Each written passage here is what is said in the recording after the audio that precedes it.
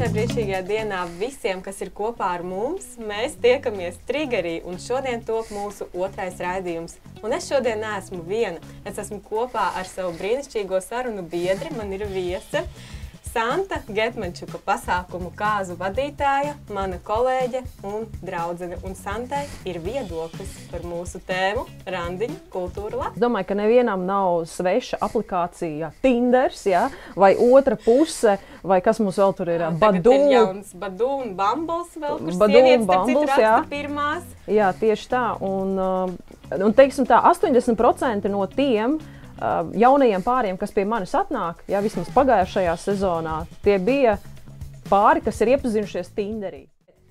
Kas noteikti ir svarīgi? Pirmais, ko es gribu noteikti teikt, ir tas, kādas ir šīs te kvalitātes otrā cilvēkā, ko mēs novērtējam, ir noteikti slēpjās tas, ko mēs esam redzējuši bērnībā. Un visi notikumi, kas ar mums notiek, esot pieaugušo dzīvē, ir tas, kā tas atspēlējās reāli bērnībā. Ja?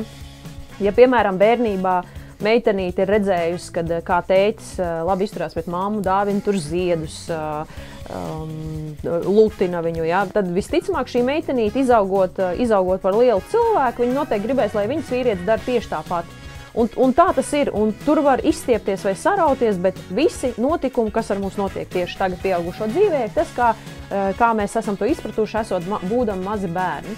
Un, teiksim, tie 3 punkti noteikti, ja viss ir nonācis līdz pirmajam randiņam, ja, tad tas, kas ir nācis tajā sociālā vidē, vai ir bijis gramatiski pareizs, vai teiksim, kā izsakās, ja, kādus terminus varbūt lieto, ko par sevi pastāst, vai šīs runas raisās vai neraisās, tad pirmais, ko noteikti tas pirmais punkts, ko noteikti, teiksim, skatītos, ir tas, kā šī sociālā vide atsaucās uz reālo dzīvi. Vai tikpat brīvi, tikpat, teiksim, nepiespiesti, tikpat, teiksim, gramatiski pareizi reālajā dzīvē arī ir, tā kā šis te... sarunas jā, tieši tā. Tas ir otrais?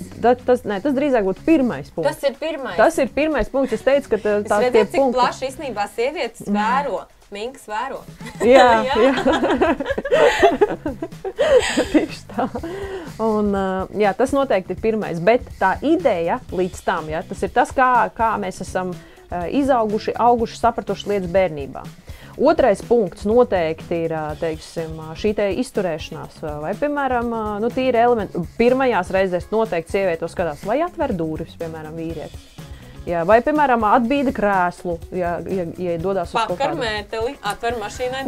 Tas ir varbūt tāda, teiksim, tās, jā, arī tas, bet šādas te lietas, jā, noteikti būs tās, ko sieviete skatīsies, dodoties uz pirmo randiņu, cik ļoti vīrietis rūpīgi pret viņu izturēsies. Pamato? Komats, jo, pirmkārt, sieviete jūtās tādā veidā patīkami.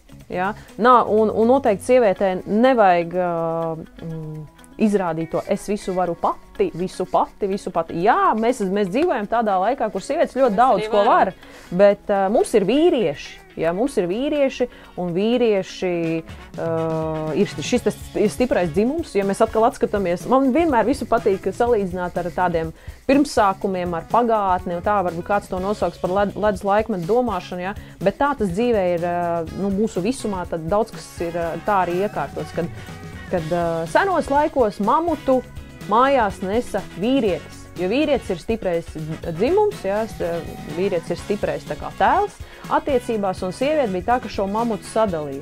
Un tas arī ir jāļauj darīt, jo vīrietis ir vīrietis, viņam jāļauj ir būt par vīrieti, un sieviete ir sieviete, un viņai jābūt ir tāda, jābūt ir sievišķīgai, vājākai, viņai nav visu jāvar, ja. Jo mēs dzīvojam tiešām tādā laikā, kur sievietes tiešām ļoti daudz ko var. Tā ir, jā. Ja mēs varam tā teikt iznēsāt un piedzemdēt bērnus, tas ir ļoti daudz. Kā tev šķiet, mēs varam šo te mamuta tēmu tā kā rezumēt ar tādu teikumu, kā mīļās sievietes iedosim iespēju vīrietim būt par vīrieti, ja? Vienkārši ļaujiet, vīrietis ir mednieks, un mums ir jāļauj viņam sevi medīt. Jāiedod tāda iespēja, lai viņš medītu. Vai viņš atver durvis, vai viņš... Bet ir arī slinki mednieki. Lai viņš slinki atver durvis, bet atver. Nē, to ideju, es domāju, ka visi saprat, ka vienkārši mums ir jāļauj...